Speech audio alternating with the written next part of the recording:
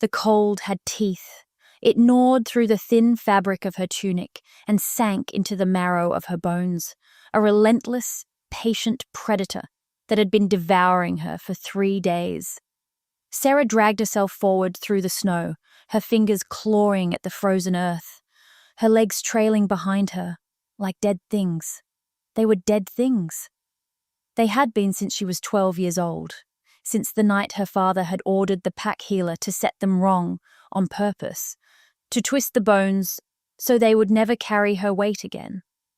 A punishment for the crime of being born with fire in her blood, in a pack that worshipped cold. Her arms burned with exhaustion. Each pull forward was a negotiation with a body that had nothing left to give. The snow was deep here, past her elbows when she sank into it, and the trail she carved behind her was a pathetic furrow, a wounded animal's last mark on a world that had never wanted her. The brand on her left forearm, a blackened spiral, burned into the skin when she was 8, throbbed with the cold. It was supposed to be a suppression ward, her father had said.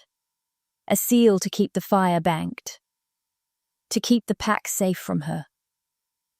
She had believed him for 14 years. The border marker appeared through the veil of falling snow like a gravestone. A carved pillar of black granite, half buried in a drift, its surface etched with runes she couldn't read. But she knew the symbol. Every wolf in the northern territories knew it. The snarling wolf's head of the Winterfang pack. The territory of the Alpha King. They called him Fenris the Cold. A king who had ruled for 400 years without a mate and without an heir. Without warmth of any kind. They said his blood ran with winter, that his touch could freeze a man's heart in his chest. They said his castle was a tomb of ice and shadow, where even the fires burned cold. It was a good place to die. Sera's arms gave out, not with a dramatic collapse, but with a slow, shaking surrender, her muscles simply refusing to contract one more time. She fell face first into the snow. The cold kissed her cheek, almost gentle, almost merciful. She closed her eyes and let the shaking stop. Let the pain dim, let the world narrow to the soft, white nothing. This was the end, then. 3 days of crawling, 3 days of dragging her broken body away from the ashfall pack, away from her father's boot on her throat and the words he'd snarled before the entire pack. Defective, cursed. A blight I should have drowned at birth. Go die in the Winterfang snow. Let the Wolf King have what's left. She had chosen the place of her own ending. That was enough. A low growl vibrated through the snow against her jaw. It was not the sound of a common wolf. It was deeper, resonant, a sound that spoke of immense power, held perfectly, terrifyingly in check. Her eyes fluttered open. 4 of them had materialized from the tree line as silently as falling snow. They were enormous, larger than any wolf she had ever seen, their shoulders level with a man's chest. Their fur was the color of moonlight on glacial ice, thick and luminous, and their eyes glowed with a pale, unearthly silver that had nothing to do with reflected light. They were producing it. They were the source, the royal wolves of Winterfang, the monsters from the stories. They were real. They did not snarl. They did not advance. They simply stood in a perfect cordon around her, 4 points of a silent, majestic compass, their silver eyes fixed on her with an expression that was not hunger and not hostility. It was assessment. She was being evaluated by creatures far older and far more intelligent than any beast she had ever known. Fear was a distant thing, a guttering candle in the overwhelming storm of her exhaustion. She was too tired for terror. She simply looked at them, these beautiful, deadly things, and thought that they were a far better end than she deserved. Then the sound of boots on snow, heavy, measured, deliberate. Each footfall carried the weight of absolute authority, vibrating through the frozen earth, and into her broken body. The wolves parted. They turned their great heads in unison, and in their silver eyes she saw something she had never expected to see in a predator's gaze. Deference. He stepped through their ranks like a man walking through a doorway, built specifically for him. He was immense. That was the first thing she registered, and the word was insufficient. He was built like the mountain behind him, broad and towering and carved from something harder than flesh. A heavy cloak of black fur hung from his shoulders, and it seemed to drink the light, pulling the pale winter afternoon into its folds. His hair was the color of midnight, dusted with snowflakes that didn't melt, and the silver threading his temples had come in the way of glaciers, slowly, and with the weight of centuries behind it. But it was his face that stole the breath she didn't have. It was a face carved from glacial ice, harsh, beautiful, and utterly merciless. High cheekbones cut like cliff faces above a jaw that could have been shaped from granite. His mouth was a severe line that looked as if it had never learned the shape of a smile, and his eyes were not silver like his wolves'. They were a shade of blue so pale it was almost white, the color of a frozen sky in the moment, before a blizzard descends. They held the weight of 4 centuries and the warmth of exactly none of them. The cold intensified as he approached. Not the ordinary cold of winter, but something deeper, something structural. A cold that radiated from him like heat from a forge. The snow around his boots was harder, more crystalline. The air itself seemed to thicken and sharpen. He was the source of it. The cold was not the weather. The cold was him. He stopped 3 feet from her. His pale eyes swept over her broken form, the pathetic furrow she'd carved in his pristine snow, the brand on her forearm exposed where her sleeve had ridden up. He looked at her useless legs. He looked at the blood on her fingers from clawing through ice. He looked at her face. She expected the order, expected the flick of his gaze that would send the wolves to finish what her father had started. She braced for the tearing of teeth, the final searing pain. Instead, the Alpha King knelt. The movement was fluid, impossibly graceful for a man so large. One knee pressed into the snow, bringing his face level with hers. The cold around him intensified, a palpable aura of frost that had nothing to do with the weather and everything to do with the ancient, terrible power running through his veins. Up close, she could see fine lines of frost tracing the skin of his neck, delicate as spider silk, as if the ice were trying to claim him from the inside out. He reached out a gloved hand, not to her, to the snow beside her face. His fingers brushed the surface, and frost bloomed instantly from the contact, a perfect crystalline flower that grew and died in the space of a heartbeat. "You are on my land," he said. His voice was not the thunder she had expected. It was deep, yes, but quiet. A low rumble, like a distant avalanche heard from the safety of a valley. It was the coldest sound she had ever heard, and somehow the most controlled. A voice that could command armies without ever raising itself. She tried to speak, managed only a rasp. He studied her for a moment longer. His pale eyes moved to the brand on her arm, and something shifted in his expression. Not pity, not disgust. Something she couldn't name, something that looked almost like recognition, as if he had seen that mark before, or something like it, in a context she couldn't guess. Then the Alpha King did the last thing she would have imagined. He slid one arm beneath her shoulders and the other under her ruined legs, and he lifted her from the snow as if she were a child's doll, her negligible weight nothing to him. The world tilted. The scent of pine and cold stone and something ancient and clean filled her senses. His arms were like iron, rigid and unyielding, but his hold was careful, gentle even. It was a paradox her numb mind couldn't process. She was in the arms of the monster from the stories. And for the first time in 3 days, the world stopped hurting. She surrendered to the darkness with the cold king's presence, the last thing she knew. Sera woke to warmth. It was a disorienting, almost painful sensation, like blood returning to frozen fingers. For as long as she could remember, her life had been a spectrum of cold. The chill of the Omega dens, the icy contempt of her pack, the freezing reality of her father's hatred. This was different. A deep, penetrating warmth that seemed to be radiating from the thick furs piled on top of her and the massive fireplace crackling and roaring on the far wall. She was in a bed. A real bed, soft and vast, the kind she had only ever made for other people.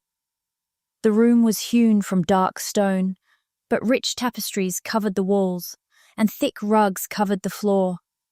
It was a room of stark, masculine simplicity, yet more luxurious than anything she had ever occupied. A woman with grey-streaked hair and kind, weathered eyes was sitting in a chair by the fire. She noticed Sera was awake and smiled softly. "The king brought you in himself. Gave the whole citadel a fright. Haven't seen him carry anything, living in a century." Sera's throat was raw. Only a dry rasp emerged. The woman was at her side instantly, with a cup of warm broth.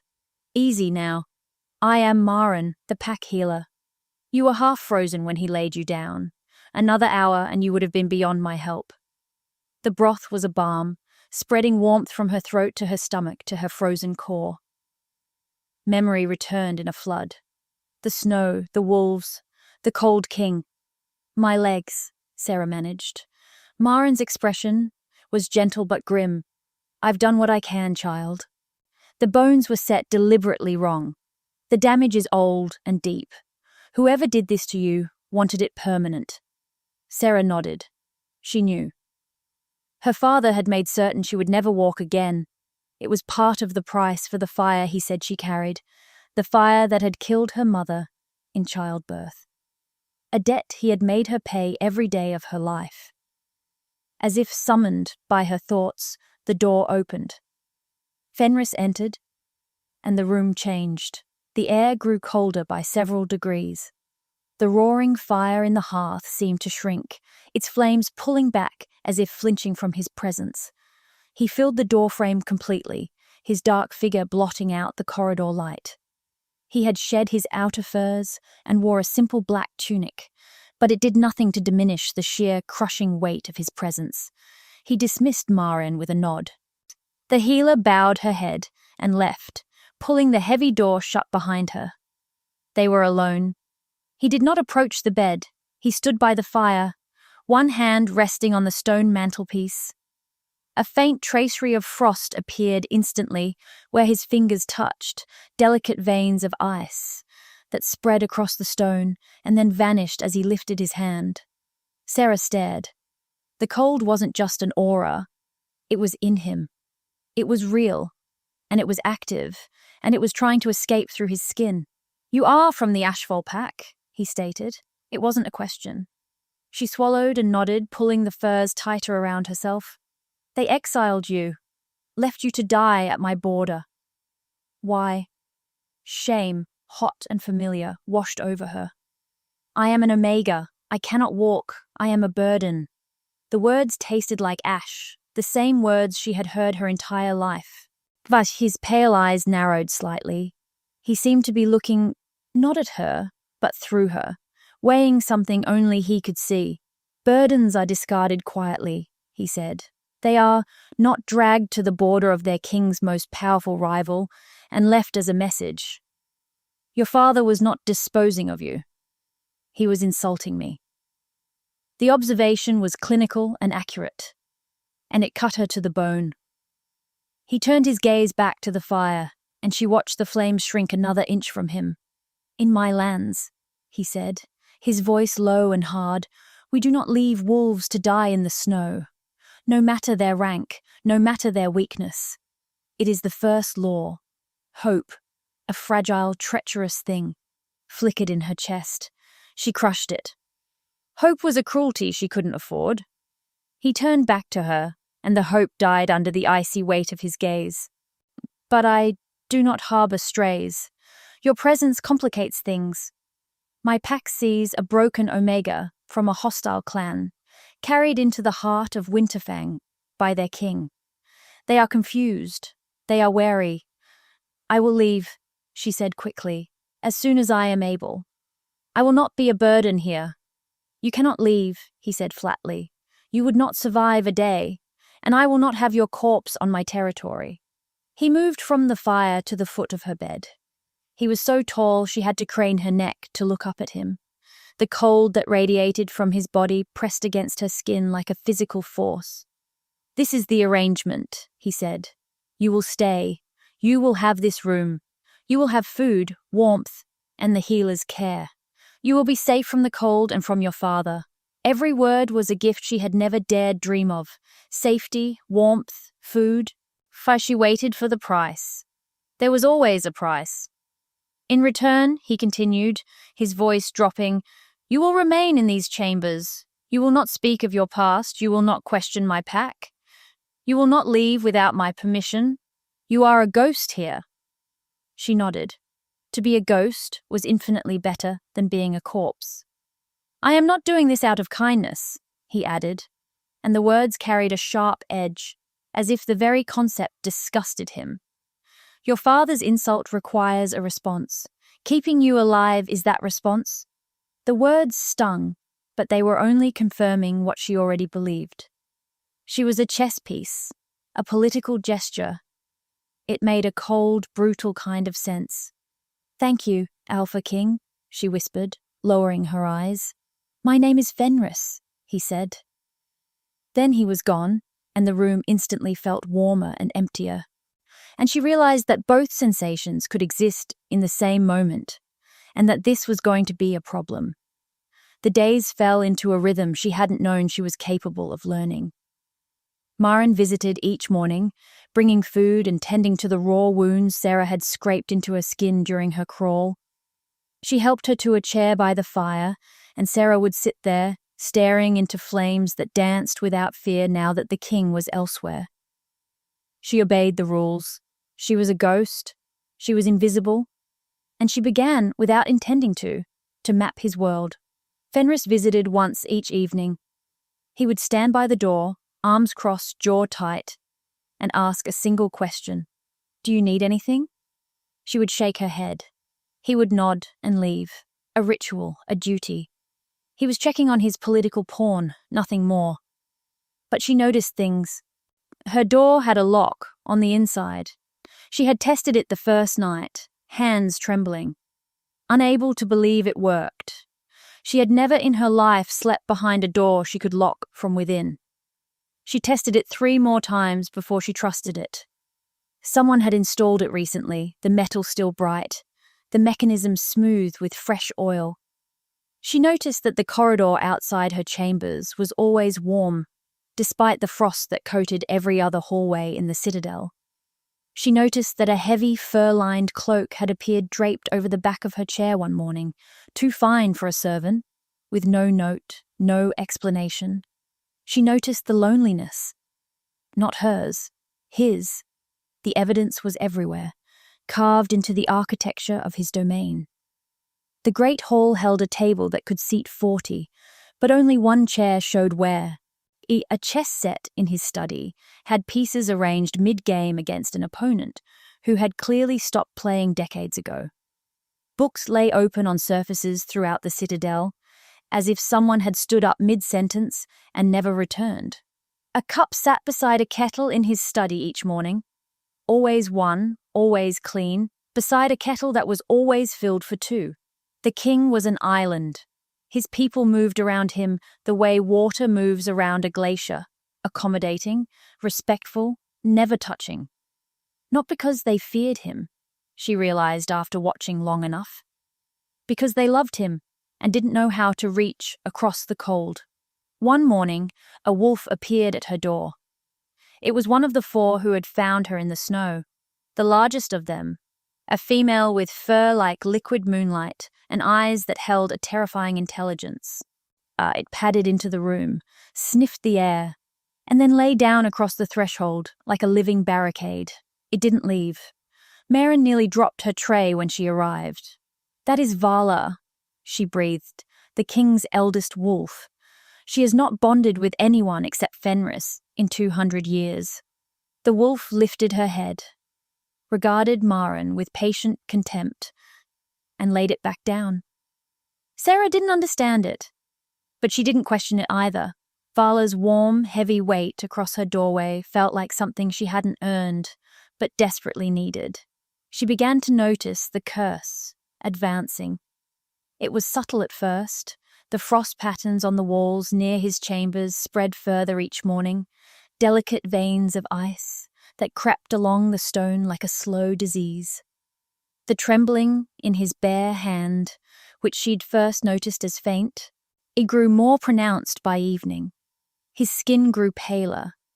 The cold he carried intensified week by week, and the fires throughout the citadel fought harder to compensate. He was being consumed. Slowly, steadily, the ice was eating him alive. She started leaving a heated stone wrapped in flannel on the chair in his study each morning before he arrived. She said nothing about it. He said nothing about it. But the flannel was always folded neatly. When she retrieved it, the heat completely absorbed, and the frost on the study walls stopped advancing for 2 days after each one. The king's chief advisor, Lord Valyrias, found her in the corridor one afternoon. He was a lean man with silver hair and eyes like chips of flint, dressed in robes far finer than anyone else in the citadel. His smile was warm. His eyes were not. "Ah, what a remarkable recovery you are making," he said, his voice smooth as oiled silk. "The king's generosity knows no bounds, taking in a crippled Omega from a hostile pack. The court is quite intrigued." She said nothing. She had survived her father. She knew the sound of a predator circling. "Tell me, child," he continued, leaning closer, "what exactly did the Ashfall Alpha brand you for?" She pulled her sleeve down to cover the mark. Her heart hammered, but her face stayed still. She had 14 years of practice at showing nothing. Valyrias smiled. He said it the way a man closes a trap. Over the following weeks, the whispers started. She heard them in the servants' corridors, felt them in the guards' sideways glances, the branded Omega, the cursed girl, fireblood, dangerous. The words followed her like a sickness, and she knew their source without needing proof. One night, she woke screaming from a nightmare, her father's face snarling in the dark. She was trembling, drenched in sweat. The door to her room opened silently. Fenris stood in the frame, a shadow against the dim corridor light. Vala was already on her feet, pressed against the bed. "A bad dream," he said. His voice was softer than she had ever heard it. She could only nod. He stepped inside, closing the door behind him. He did not approach the bed. He walked to the window and stood staring out at the moonlit snow. His hands clasped behind his back, the frost from his body tracing delicate ferns across the glass. "He haunts you," he said. It wasn't a question. Tears welled in her eyes. Always. He was silent for a long time. The moonlight traced the harsh, beautiful lines of his profile. For a moment she saw something in his eyes that stopped her breathing. Not coldness, not indifference. A deep, ancient loneliness. A pain that mirrored her own, but on a scale she couldn't comprehend. The most powerful man in the Northern Territories was as caged as she was. His prison was just made of ice. "Fear is a cage," he said, his voice barely a murmur. "He built yours. Do not let him live in it with you." It was the most he had ever said to her. It sounded like experience. He turned from the window and their eyes met, and for one unguarded heartbeat, the mask of the Frost King was gone. She saw a man drowning in 4 centuries of cold, and she understood with absolute clarity that his curse was not metaphorical and his isolation was not chosen. He was dying, and the dying was slow, and he had accepted it so completely that the acceptance had become invisible. The mask slammed back. "Go back to sleep," he ordered. He left as silently as he'd arrived. But Sera lay awake until dawn, thinking about frost on glass, and a kettle always filled for two, and the way the most terrifying man she had ever met had come to her room in the middle of the night, not to check on his pawn, but because he had heard her scream. She found the garden on the 4th week.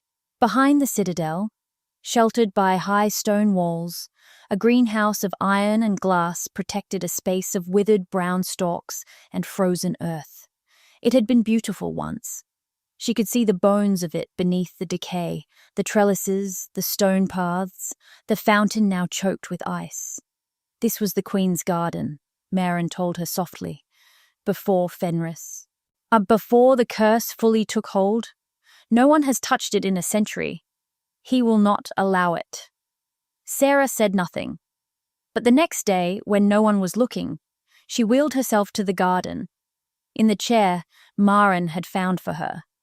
She pulled off her glove and pressed her bare hand to the frozen soil. The brand on her arm flared with a sudden startling warmth. The soil pulsed beneath her fingers. Something old and deep answered her touch, a resonance that travelled up her arm and settled behind her sternum like a second heartbeat.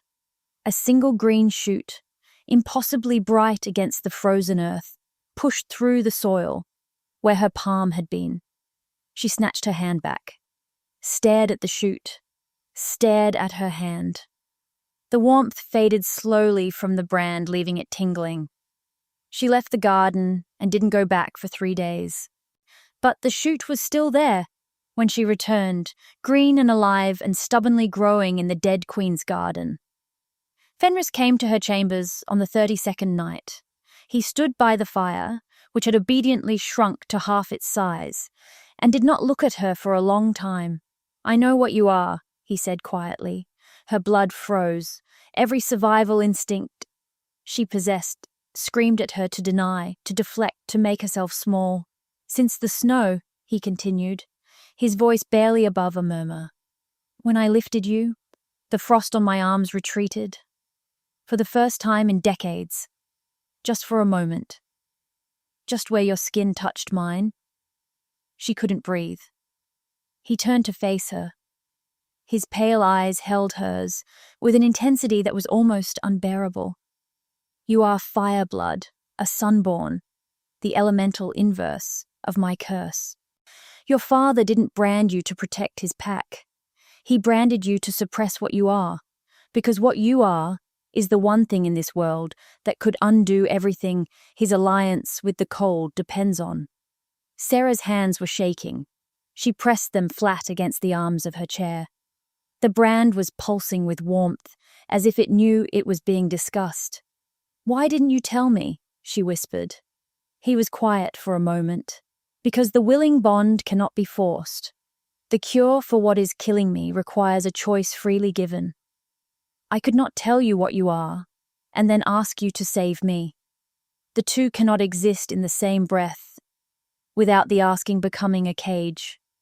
She heard the pain beneath the precision.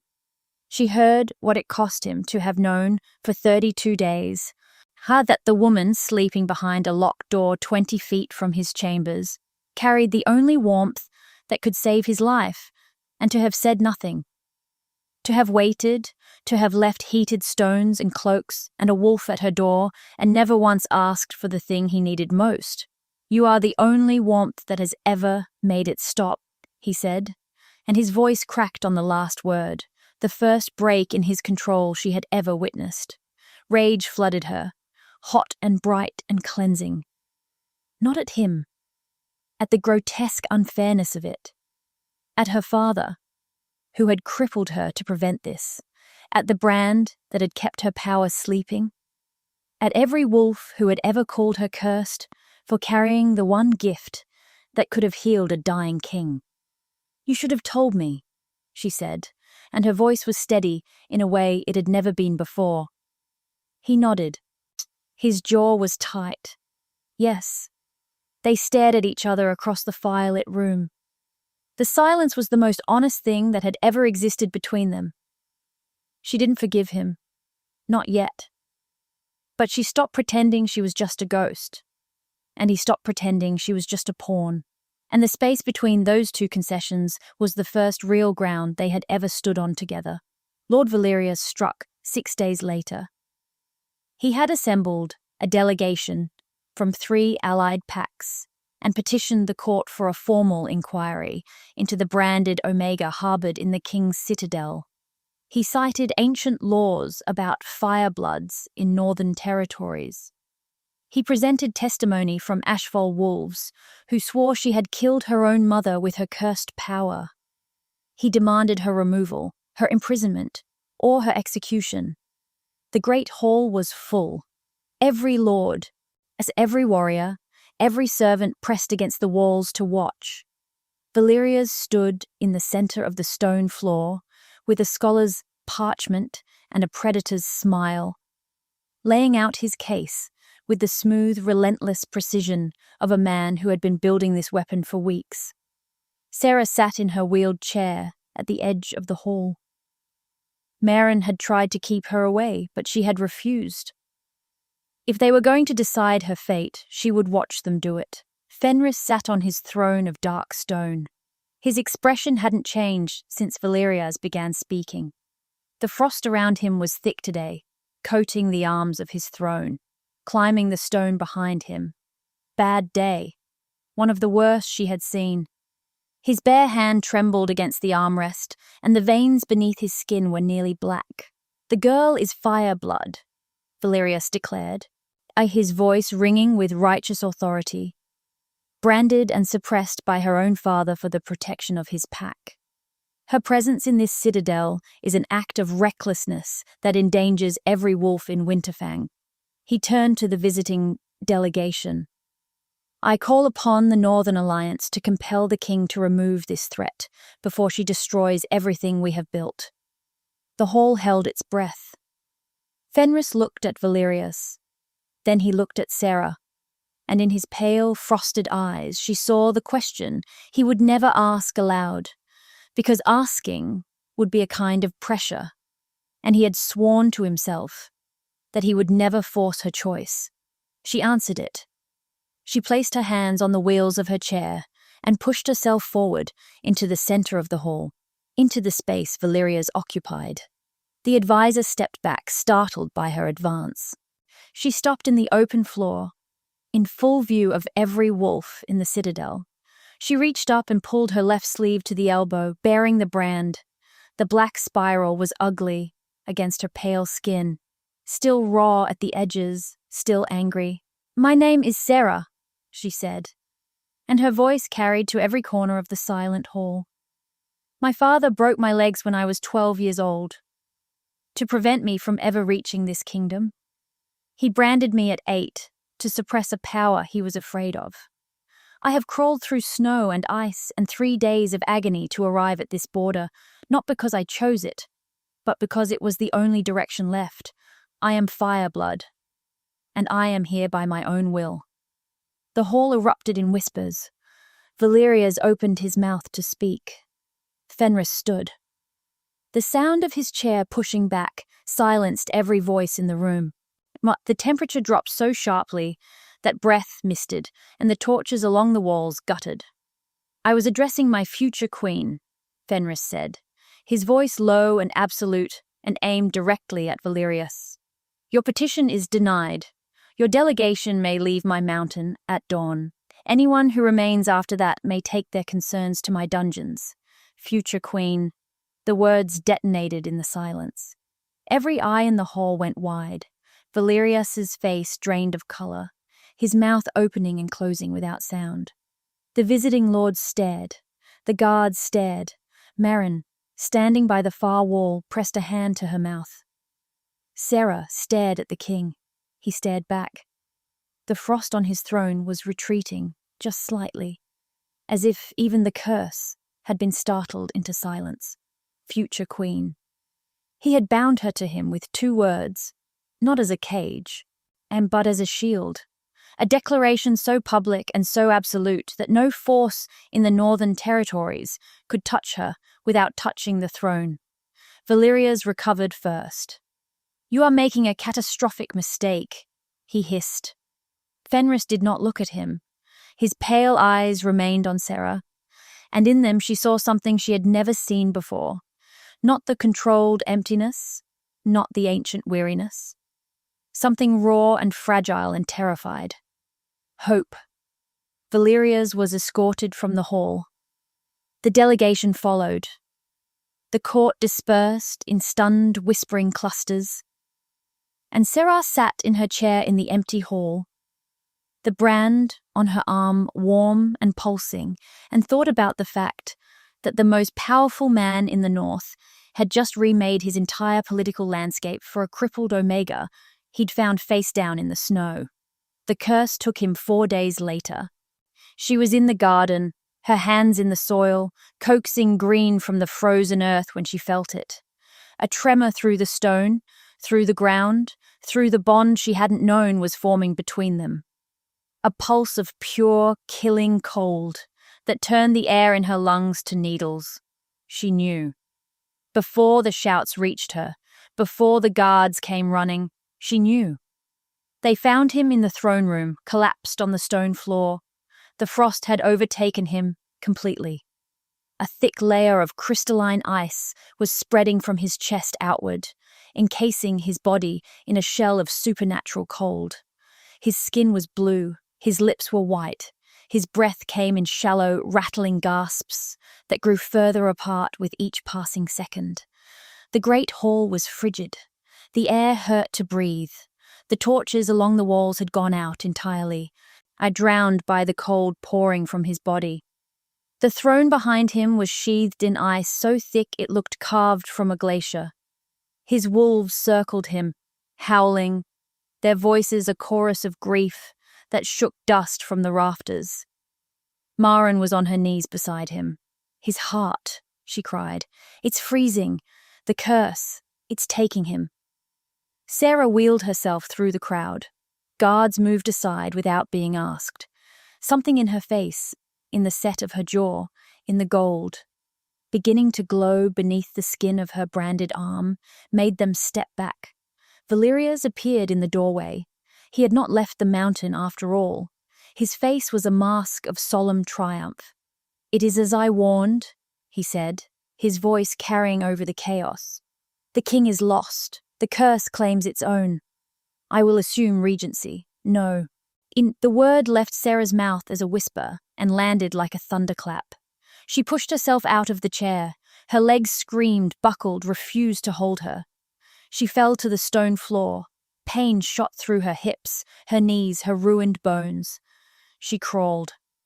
Across the frozen stone, through the killing cold, toward the man encased in ice. The same way she had crawled through the snow, the same way she had crossed his border, dragging her broken body forward, through sheer, furious, desperate will. She reached him. The cold radiating from his body was excruciating. It burned her skin, stole her breath, turned her tears to frost on her cheeks. She could barely see him through the ice. "If there is fire in me," she thought, her hands pressing flat against the ice over his heart, "then let it burn for him."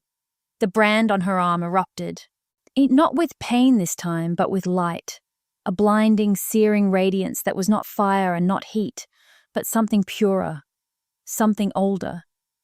It was life itself, condensed into liquid gold, pouring from her palms and flooding into the ice.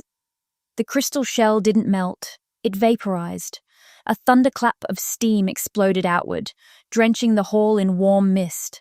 The cold shattered like glass, and in its place rushed a warmth so profound that every wolf in the room gasped. The dead torches roared back to life, their flames taller and brighter than they had ever burned. The frost on the walls dissolved. The ice on the throne cracked and fell away in sheets. The brand on her arm blazed white gold, the ugly black spiral burning away line by line, replaced by a radiant sigil that looked like a crown wreathed in sunrise. But the suppression seal her father had carved into her flesh at 8 years old shattered, and the power that had been sleeping beneath it for 14 years finally, fully, irreversibly awoke. Golden light poured from her into the king's body. The ice on his skin vaporized. The blue tint of his flesh receded, replaced by color, by warmth, by life. She felt his heart beneath her hands, still and frozen, and she poured everything she had into it. Her will, her rage, her love. The terrifying, impossible, undeniable love she had been building in silence for 36 days. His heartbeat, a single thundering beat that she felt through her palms, through her arms, through her entire body. Then another, strong and steady and alive. Fenris gasped. A deep, shuddering intake of air that sounded like a man breaking the surface of water after nearly drowning. His eyes flew open. They were no longer the pale, frozen blue of a winter sky. They were warm. A deep, clear grey, the colour of river stones after rain, full of shock and wonder and a raw, staggering gratitude that made her own heart crack. He looked up at her hands still pressed to his chest, at the golden light fading from her skin, at the tears streaming down her face. Sera, he breathed, and the way he said her name was not a word. It was a prayer. Behind them, Valyrias was backing toward the door. Fenris's gaze found him, and the warmth vanished, replaced by a cold so focused and so lethal that the advisor froze mid-step. "Seize him," Fenris said. His voice was quiet. It didn't need to be loud. The wolves moved first. Valyrias screamed as 4 silver wolves surrounded him, their teeth bared, their eyes blazing. The guards followed, dragging the sputtering, pleading advisor from the hall. His protests echoed down the corridor and then faded, swallowed by the stone. The hall fell silent. Fenris sat up. He was trembling, but not from cold, from the overwhelming absence of it. He looked at his hands, turning them over. No frost, no trembling, no dark veins beneath the skin. For the first time in 400 years, the king of Winterfang was warm. He looked at Sera. She was kneeling on the stone floor, drained, shaking, her brand transformed to gold, her face streaked with tears and lit by the fading glow of a power she was only beginning to understand. He cupped her face in both hands. His palms were warm, just warm, the way hands are supposed to be. "You were never a curse," he said, his voice breaking on the words. "You were the cure, and I have loved you since I knelt in the snow beside a woman who should have been dead and found the only warmth I have felt in 4 centuries. She pressed her forehead against his, sobbed once, then laughed, then sobbed again. "I crawled to your border to die," she whispered. "I know," he said. "And I knelt because I couldn't let you." He kissed her. It was not a kiss of conquest or possession. It was a kiss of 2 people who had been freezing for a very long time finally standing close enough to thaw. It tasted of salt and pine and the end of winter. 6 months later, spring came to Winterfang. Sera stood on the balcony of the royal chambers, her hands resting on the stone railing. She stood on her own 2 feet. The golden power that had broken the curse hadn't repaired her legs overnight, but it had started a slow, deep healing that Meryn guided with herbs and patience and a fair amount of cheerful bullying.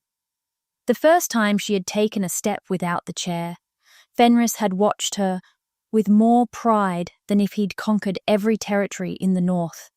The snow was retreating from the lower slopes, and green shoots pushed through the thawing earth in the courtyard below. The citadel gardens, which she had spent months coaxing back to life, were a riot of colour. Winter roses and mountain thyme, and a dozen species that hadn't grown this far north in a century. A pair of strong, warm arms wrapped around her from behind. Fenris rested his chin on her shoulder, his body a solid, comforting presence against her back. He was warm, not hot, Not burning, just warm. The way a man is supposed to be when the ice inside him has finally been met by its match. "What are you thinking about?" he murmured against her ear. "That I crawled to this mountain, expecting to die," she said softly. "And instead I found a king with a frozen heart, and a wolf who wouldn't leave my door, and a lock on the inside that I tested 4 times before I believed it worked." He smiled against her neck. She could feel it, still a rare and devastating thing, that smile. It still made her pulse stumble every time. "And now," he said, "and now I'm standing." He turned her gently in his arms. His grey eyes, warm and clear, held hers. The harsh lines of his face had softened in these months. Not into weakness, but into something that looked like peace. He was still the most powerful king in the north. He was still feared, still formidable. But the frost was gone from his skin, and the loneliness had been replaced by something that fit better. "You saved me," he said quietly. She pressed her palm against his chest. Over the heart she had restarted, with golden light and stubborn, furious love. "We saved each other," she corrected. Below them, Vala lay in a patch of sunlight in the courtyard, her great silver head resting on her paws. The other wolves dozed around her. The citadel hummed with voices and warmth and the ordinary sounds of a home that was no longer a tomb. Fenris leaned down and kissed her, slow and deep and full of a future neither of them had believed they would ever have. The northern wind carried the scent of thawing earth and new growth, and the fires in every hearth burned tall and bright and unafraid. She was home. And for the first time in his very long life, so was he.